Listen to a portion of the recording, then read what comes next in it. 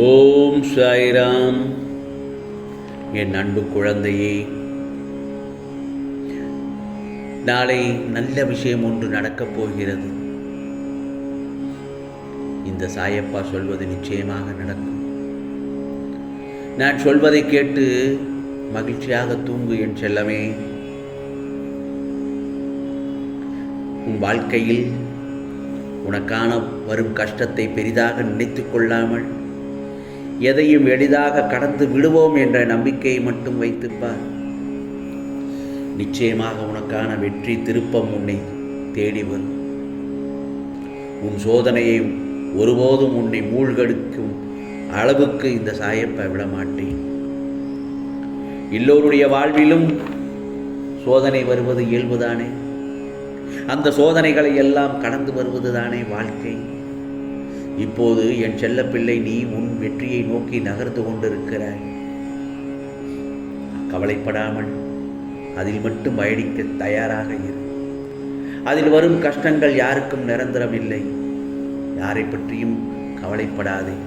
நீ உன் குடும்பத்தை பற்றி மட்டுமே நினைத்து கொண்டு அதில் எப்படி நாம் வாழலாம் என்பதை மட்டும் நீ சந்தோஷமாக நினைத்து அதில் கவனம் செலுத்து.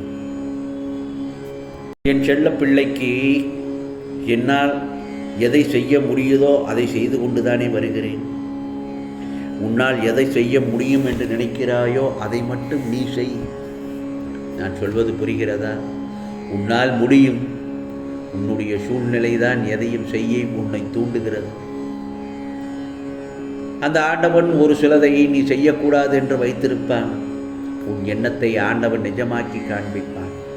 எல்லோரும் சொல்லி நீ கேள்விப்பட்டிருப்பாய், எண்ணம் போல் வாழ்க்கையை அமையட்டும் என்று. அது எவ்வளவு பெரிய உண்மை என்று உனக்கு தெரியும் தானே. உன்னுடைய எண்ணம் சுத்தமாக இருந்ததனால்தான் அந்த கரை உன்கிட்ட படலை. உன்னுடைய எண்ணங்கள் அந்த ஆண்டவன் தெரிஞ்சுக்கிட்டதுனால தான் அவனுடைய ஆசிகள், அதாவது இந்த சாயப்பாவின் ஆசிகள் உனக்கு இப்பொழுது கிடைத்து கொண்டிருக்கிறது. இனி எல்லாமே உன் கையில் தான் இருக்கிறது என் செல்லமே. நான் என்ன சொல்ல வருகிறேன் என்றால், உன்கிட்ட இருக்கிற கெட்ட பழக்கங்களையோ தீய உணவுகளையோ இந்த மரத்தில் உள்ள வேறு மாதிரி தான். அதனால் நாம் எல்லோரும் ரொம்பவுமே ஜாக்கிரதையாக இருக்க வேண்டும். ஏனென்றால் பிரச்சனை சின்னதாக இருக்கும்போதே நாம் அதை சரி பண்ணிவிட்டோம் என்றால் பிரச்சனைங்கிற இந்த வேறு அதுக்குள்ள வேறொன்றோமோ இருக்கும். வேறு சின்னதாக இருக்கும்போது எவ்வளவு சுலபமாக பிடுங்கிக்கிட்ட, ஆனால் அதுவே மரமான பிறகு அது உன்னால் பிடுங்க முடியுமா? புரிந்து நடந்து கொள். இந்த சாயப்பா இன்னொன்றும் சொல்கிறேன். இந்த பிரபஞ்சத்தில் பிறக்கின்ற ஒவ்வொரு குழந்தையும் நல்ல எண்ணத்தோடு தான் பிறக்கிறது. ஆனால் ராவணன் மாதிரி சில பேர் அகங்காரத்தோட உச்சிக்கு போய் தன்னைத்தானே அழித்து கொண்டு முடிவை தேடிக்கொள்கிறார்கள். மனசுக்குள்ளே இருக்கிற அகங்காரம் போகிறதுக்கான ஒரே வழி நம்மளை படைத்த அந்த சாயப்பாவுக்கு சேவை செய்வது தான். அகங்காரம் நம்ம மனதை அழுக்காக்கி விடும். சாயப்பாவிற்கு சேவை செய்தால் 6 குணங்கள் போய் மனிதனாக மாறிவிடுவோம் என்றெல்லாமே. ஆகவே ஒன்று மட்டும் நல்லா தெரிஞ்சுக்கோ. உன்னுடைய நம்பிக்கை மற்றும் பொறுமை, இது இரண்டும் மட்டும் உன்னிடத்தில் இருந்தால் எதையும் வென்று விடுவாய். எதிர்மறையும் மாயையும் உன்னை சூழ்ந்தாலும் உன் மனம் என்ன என்பதை உன் சாயப்பா நான் நன்றாக அறிவேன். நீ சுகமாக நல்ல வாழ்க்கையுடன் ஆரோக்கியமாக எனது அருளும் ஆசியும் பெற்று வாழப்போகிறாய். உன்னுடைய கஷ்டங்கள் அனைத்தையும் என்னிடத்தில் சமர்ப்பித்து விடு. பிறகு நீ மௌனமாக இரு. நிதானமாக இருக்கவும் கற்றுக்கொள். உன் வேண்டுதலை நான் நிறைவேற்றி தருகிறேன். உன்னை கலங்கடித்த காலம் எல்லாம் கடுமையான காலம் அல்ல. உன் வாழ்வில் வடிவமைத்த காலம்தான் அது. இப்போது உனக்கு புரியாவிட்டாலும் உனது நல்ல நேரத்தில் அதை யோசித்து உணர்வாய். நீ வாழ்வில் முன்னோக்கி சொல்லும் காலம் வந்துவிட்டது. என்னை விட்டு தள்ளி நிற்க நினைக்காதே. அப்படியெல்லாம் நினைக்காதே. அமைதியாயிரு. இந்த சாயப்பா அனைத்தையும் பார்த்து கொள்கிறேன். உனக்கான வாழ்க்கையில் உன் சாயப்பா நான் இருக்கிறேன் என்பதை மறந்து விடாதே. துன்பங்கள் உன் அருகில் நெருங்க நெருங்க நீ கர்மாவை கழித்து கொண்டே இருக்கிறாய். உன் மனம் படும் வேதனையிலிருந்து நீங்க போகிறாய். இந்த வாழ்க்கையில் கஷ்டங்கள் அதிகமாக வருகிறது என்றால் கூடிய விரைவில் நல்லது நடக்கப் போகின்றது என்றுதானே அர்த்தம். ஆம், நாளை காலை பொழுது உனக்கான பொழுதாக இருந்து நல்லதாகத்தான் நடக்கப் போகிறது. கவலைப்படாதே.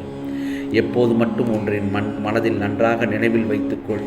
இப்போது இருக்கும் உன் நிலை முடிவான ஒன்று என்று மட்டும் நினைத்து விடாதே. இதைவிட மிகச்சிறந்த ஒன்று உன்னிடம் வர காத்திருக்கிறது. யாரிடமும் கேட்டு கிடைக்காத பொருள் உன் சாயப்பாவிடம் கேட்டால் நிச்சயமாக கிடைக்கும் என்று உனக்கு தெரியும் அல்லவா? துன்பம் அந்த நேரத்தில் ஒரு நன்மை விரும்பி, ஒரு நலம் விரும்பி நல்ல ஆலோசனையை தரும் யாராக இருக்கட்டும், அவர்கள் இறைவனின் வடிவங்களாவார்கள், சாயப்பாவின் ரூபங்களாவார்கள். இம்மனித வாழ்க்கையில் துன்பங்கள் வராமல் இருக்காது. நிச்சயமாக வரத்தான் செய்யும்.